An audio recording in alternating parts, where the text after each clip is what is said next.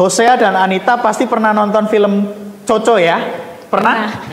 Cerita film Coco ini kan menarik. Konteksnya di Meksiko. Dan kita tahu Meksiko negara yang cukup luar biasa soal musik. Satu keluarga yang besar yang kemudian membenci musik. Jadi musik itu tidak boleh ada di dalam kehidupan keluarga itu. Bahkan alat-alat musik dihancurkan di tengah keluarga itu. Nah, sampai akhirnya ada seorang anak kecil namanya Miguel menyanyikan lagu Remember Me yang baru saja tadi kita saksikan.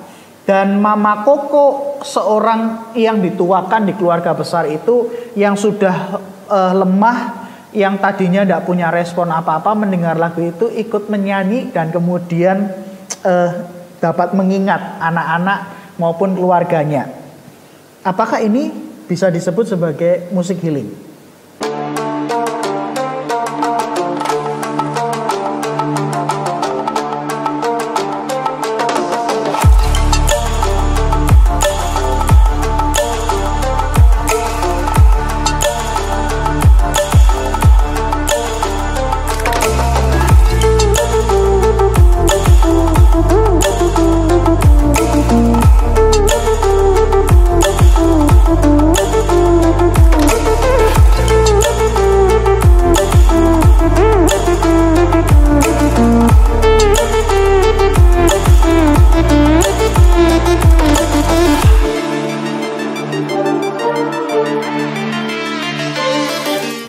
Ya, kembali lagi di Sebelah Mata mengupas hal-hal yang dianggap sebelah mata. Kita akan melanjutkan diskusi dan perbincangan kita tentang musik sebagai alat pemulihan atau terapi. Tadi di segmen yang pertama kita sudah diberikan sebuah gambaran apa itu musik dan bagaimana perkembangannya, bahkan bagaimana musik bisa dipakai untuk alat pemulihan diri. Nah, kita akan melanjutkan perbincangan kita dan akan mendalami topik terkait dengan musik sebagai alat pemulihan. Oke, Anita dan Hosea sebagai orang yang cukup expert. Ya, saya katakan expert karena kalau saya nyanyi suara saya fales, main gitar ya kuncinya cuma A, B, C, D, E, F, G, bahkan ada H, tidak tahu hanya dari mana. Nah, Hosea dan Anita kan cukup expert di bidang musik.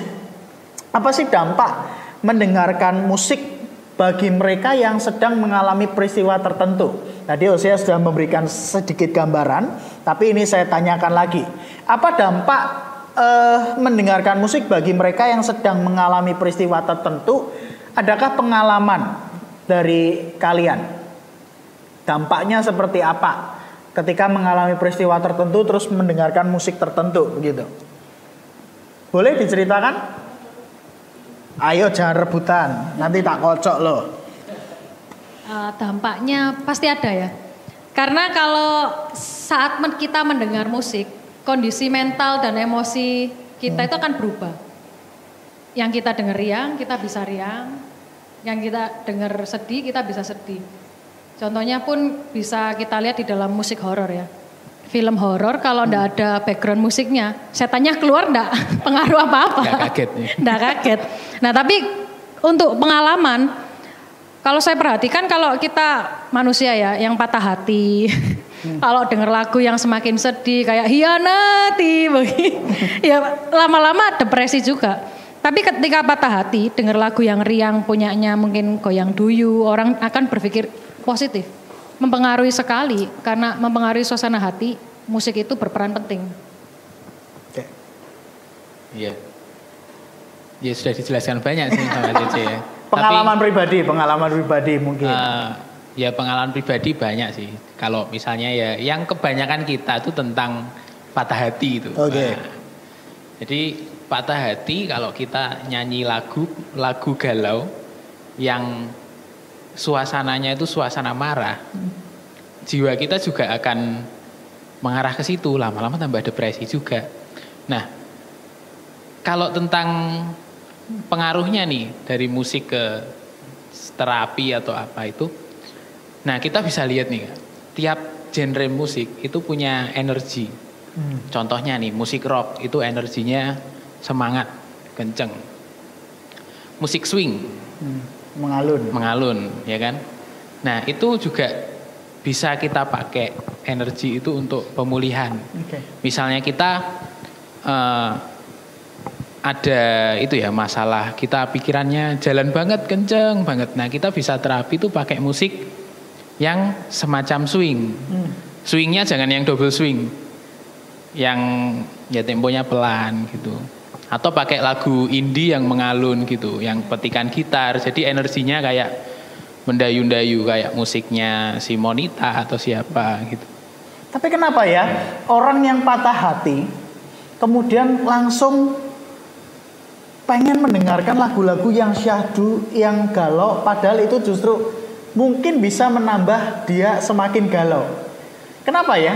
Apakah itu nature-nya begitu, alamiahnya manusia begitu, atau ya memang secara psikologi kita akan langsung terhubung dengan situasi itu. Patah hati, ya aku akan mendengarkan lagu-lagu yang galau, padahal justru akan dampaknya semakin depresi. Nah, kenapa itu? Ada alasan nggak? Atau ya nature-nya begitu?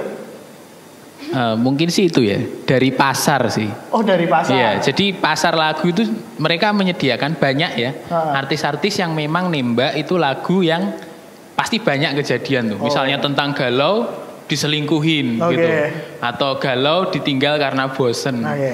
Nah, mungkin sih ya kalau orang bisa nulis lagu sendiri ya kita harus tulisnya yang positif gitu. Jangan galau, marah, tinggal gitu, tapi lagu yang memiliki motivasi untuk semangat gitu. Jadi jatuhnya bukan tambah galau dan tambah depresi lagi.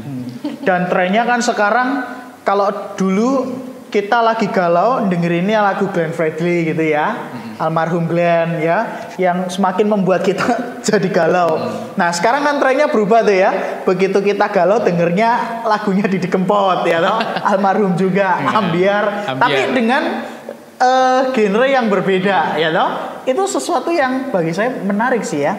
Nah pertanyaan selanjutnya mungkin begini, kalau musik dapat dipakai sebagai alat terapi yang memulihkan mereka yang sedang memiliki masalah psikologi, pertanyaannya mungkin Anita dan Hosea punya penjelasan begitu, bagaimana cara kerjanya sehingga musik itu mempengaruhi psikologi kita, bisa nggak dijelaskan?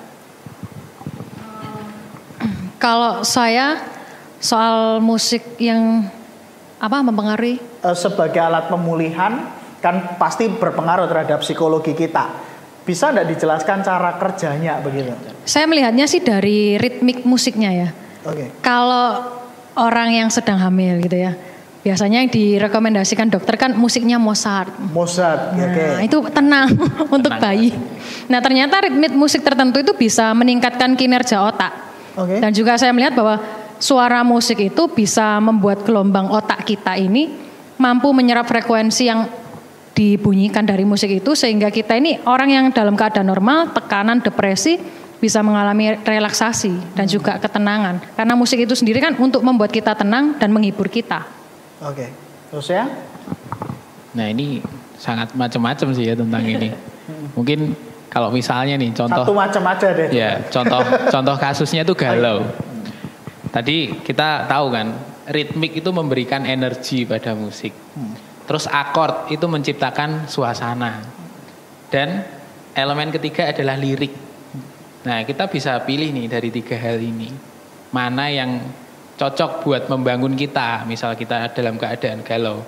Apakah kita akan masuk ke lagu yang warna akordnya dark, minor banget, sedih, terus liriknya marah-marah, terus ritmenya drumnya kenceng gitu. Nah, kan akan semakin marah jadinya.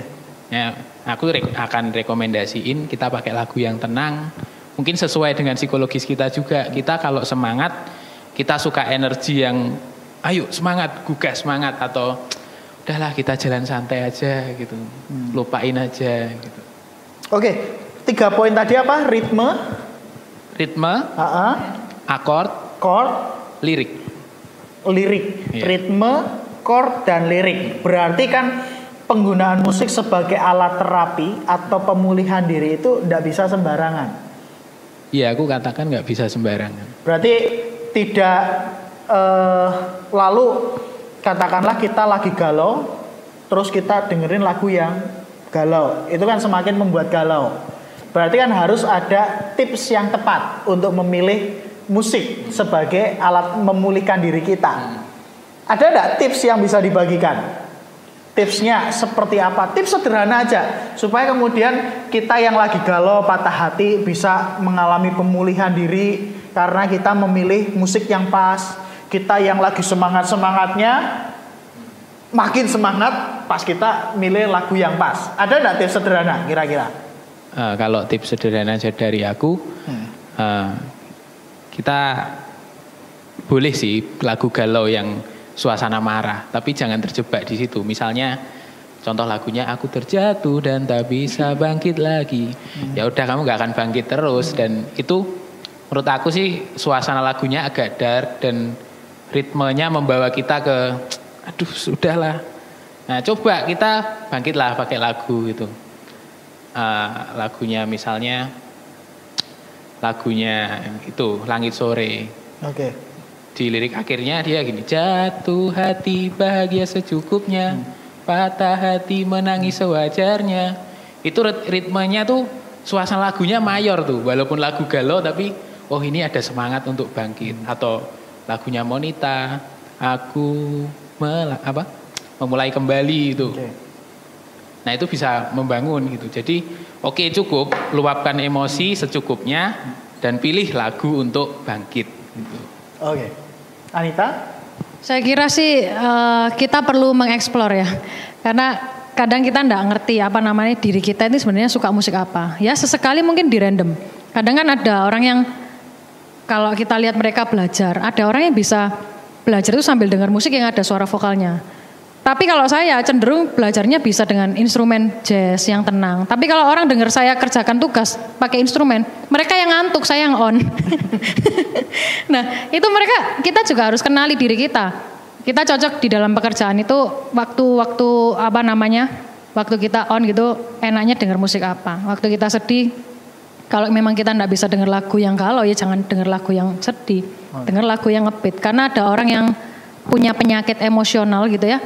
Sama psikolognya dikasih lagu-lagu instrumen enggak bisa menenangkan. Tapi ketika dia diberi hanya dentuman drum sama timpani yang ritmenya teratur, dia bisa lebih tenang. Aneh. Oke. Artinya ada hal penting yang harus dilakukan ketika mau menggunakan musik sebagai alat pemulihan, yaitu pengenalan diri kita, begitu ya? Yeah. Karakter kepribadian kita seperti apa, cocok di mana. By the way, Hosea dan Anita suka jenis musik apa? Boleh nggak kasih contoh pas kerja? Wah aku seneng dengerin ini pas lagi peristiwa ini, aku sukanya ini, begitu? Hosea atau Anita? Aku dulu. Kalau aku sih ya suka musik pop sih. Pop. Ya jadi memang lagu pop itu yang pertama aku dengerin. Jadi waktu kecil. Dan itu lagi boomingnya di Indonesia ya, zaman Peter Pan, zaman Nidji. Jadi sampai aku pun belajar jazz itu susah banget untuk melepaskan jiwa pop itu. Oh, okay. Jadi masih ada warna-warna pop itu. Oke, pop ya. Anita? Kalau saya ketika kuliah musik ini jadi lebih suka klasik. Klasik romantis lebih suka. Nah, kalau saya suka lagunya GKI. Ya. Karena saya orang GKI. Saya juga orang GKI. Saya suka pujian-pujian KJ, NKB atau PKJ. Ini kan sesuatu yang bagi kalangan anak muda, musik di GKI itu kan jadul, kuno, orang tua banget. Karena GKI itu pakainya hymn. Ya, hymn.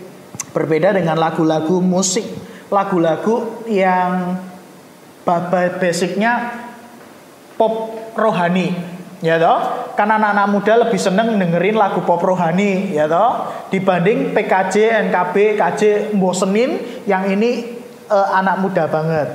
Nah, pertanyaannya begini, saya tidak mau membandingkan mana yang lebih baik, tapi bisakah kemudian him dikelola sedemikian rupa agar umat mengalami perjumpaan yang sama seperti ketika mendengarkan lagu pop rohani, sehingga ketika menyanyikan ataupun mendengarkan him ada sentuhan-sentuhan kasih, sentuhan-sentuhan dalam tanda kutip ilahi ketika mendengarkan him. Karena kan tadi saya berikan pengantar, him seringkali dianggap jadul kuno, tapi lagu pop rohani sangat luar biasa. Bisa enggak him dikelola sedemikian rupa untuk bukan sama, tapi juga ketika mendengarkan umat langsung mengalami perjumpaan, disentuh gitu. Bisa? Bisa banget. Bisa banget ya. Bisa, Anita? Sangat bisa sekali, Sangat asal bisa. dengan koridor yang tepat. Dengan koridor yang tepat. Sebenarnya itu sih, kita ngomong tentang him itu pun sebenarnya juga banyak lagu him yang digunakan di gereja luar GKI. Okay. Maksudnya bukan yang kita kenal gereja yang senafas ya, kayak GKI, GKJW itu kan memang kental banget dengan him. Tapi ternyata pun di gereja GPDI atau apa itu juga pakai lagu him gitu. Cuma kadang adaptasi liriknya yang berbeda. Oh. Dan memang di gereja tersebut kebetulan juga banyak kiblatnya ke industri waktu itu gitu. Jadi memang buat lagu pop yang rohani, akhirnya kan gitu. Okay. Saya seneng banget sih dengerin him, lagu-lagu KJ, NKP, PKJ. Sejak saya kuliah teologi. Sebelumnya saya lebih suka pop rohani, ya, lebih suka pop rohani. Tapi begitu saya kenal KJ, NKP dan PKJ, bahkan sejarah lagu-lagu tersebut, saya jadi punya kecintaan. Karena saya yakin bahwa him bisa dikelola sedemikian rupa sehingga orang bisa mengalami perjumpaan pribadi dengan Tuhan. Dan inilah tugas para pemusik gerejawi tentunya. Bagaimana mengelola him untuk punya feel yang sama dengan lagu pop rohani.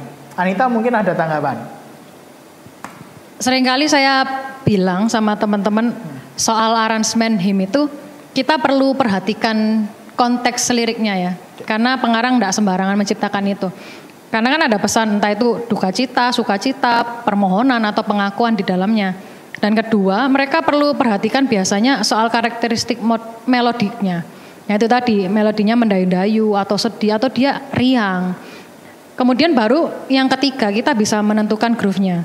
Temponya entah mau dia musik jazz atau di rock, atau mau dikasih ornamentasi chord yang lainnya yang kaya. Karena seringkali pemuda itu mengaransemen himne, lagu pengakuan dosa contohnya, dihapuskan dosaku dibuat ngerok. Lah kan nggak bisa menampilkan pesan yang baik buat untuk gitu. Jemaat. Akhirnya bisa mengakui dosanya. Penganugerahan ampunan itu nggak bisa diterima oleh jemaat. Lah pengakuan dosa kok musiknya rock, jadi metal. Ya, artinya penting memperhatikan begitu ya, nggak bisa sembarangan. Nah, saya paling seneng salah satu lagu dari 3 tadi, buku GKI, nyanyian GKI, itu Jika Padaku Ditanyakan. Itu saya senang sekali mendengar itu. Kenapa? Ketika saya mendengar lagu Jika Padaku Ditanyakan apa akan ku beritakan pada dunia yang penuh dengan cobaan. Itu kan diambil dari teks Injil ketika Yesus katakan, hari ini juga aku menggenapi nas ini yang diambil dari Yesaya. Nah, ketika saya mendalami teks ini tuh, saya langsung berpikir, oh iya, kalau aku ditanya, ketika saya nanti mati, berjumpa dengan Tuhan, opo sing wis mok lakokno. Maka paktokan saya adalah itu. Apakah saya memberitakan kabar baik kepada mereka yang tertindas, yang miskin kemudian dirangkul, yang tersingkir ditopang dan sebagainya. Itu menjadi acuan. Ada enggak lagu yang digemari? Salah satu. Saya sebenarnya banyak juga sih ya, dari him 3 buku GKI yang terkenal banget itu. Aku paling suka tuh lagu Tersembunyi Ujung Jalan. Oke, Tersembunyi Ujung Jalan. Kenapa? Itu lagu menggambarkan kehidupan kita banget gitu. Oke. Tapi intinya walaupun secara kenyataan kita bebal, kita susah taat sama Tuhan, tapi setidaknya ada satu titik bahwa kita masih punya sebuah pegangan bahwa kita ingin dipimpin Tuhan gitu. Jalan kita, walaupun kita tidak tahu nih nanti kemana gitu. Tersembunyi ujung jalan. Anita? Kalau saya suka himnanya Ya Tuhan Tiap Jam. Ya Tuhan Tiap Jam. Kenapa? Karena setiap melihat proses kehidupan dari kecil sampai sekarang banyak penyertaan Tuhan sih. Karena saya kan bukan dari keluarga Kristen, begitu melihat jejaknya itu flashback kembali, memang setiap jam kita butuh Tuhan. Nafas pun kita melihat bahwa seringkali manusia kan menyepelekan ya, ala oksigennya loh kan gratis dari Tuhan. Tapi ketika corona, bayangkan saja ketika kita memakai masker, nyanyi di dalam kedukaan aja sudah ngos-ngosan. Betapa berharganya oksigen bagi kita. Perlu sekali kita pertolongan Tuhan. Nah, terakhir, adakah masukan atau saran buat gereja?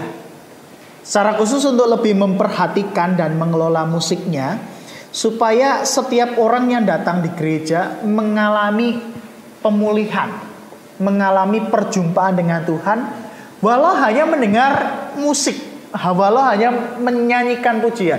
Ada tidak saran atau masukan khusus buat gereja? Nah, kamu nanti tambahin. Iya. Kalau saya harus ada kerjasama antara musisi dan juga sound system dari gereja kita, karena akustik gereja kita sangat jelek. Ekonya sangat sekian detik ketika kita bermain musik ataupun kita berbicara. Kalau untuk sound system musik gereja, karena kita perlu tingkatkan, entah ada peredam gedung itu atau mungkin juga speaker itu berpengaruh. Dan untuk musisi, ya karena kita akses internet sangat begitu banyak, lengkap untuk pengajaran di dalam musik. Ketika sound system dan juga musik itu sudah dilengkapi, musisi juga harus bertanggung jawab untuk mendidik dirinya lebih baik di dalam melatih musik. Oke, maksudnya? Nah, kalau dari aku sih kita semua ya. Jadi agak balik ke tadi tentang aransemen. Jadi tentang aransemen sih aku lebih gini sih. Kita pentingkan sebuah penjangkauan gitu. Jadi bagaimana feel musik yang diinginkan penulis itu bisa sampai. Misalnya ini lagu pengakuan dosa. Nah di gereja A ini bisa tahu ini lagu pengakuan dosa. Nah kadang yang sering kita rancu itu di situ. Oh lagu pengakuan dosa itu harus pelan, harus gini.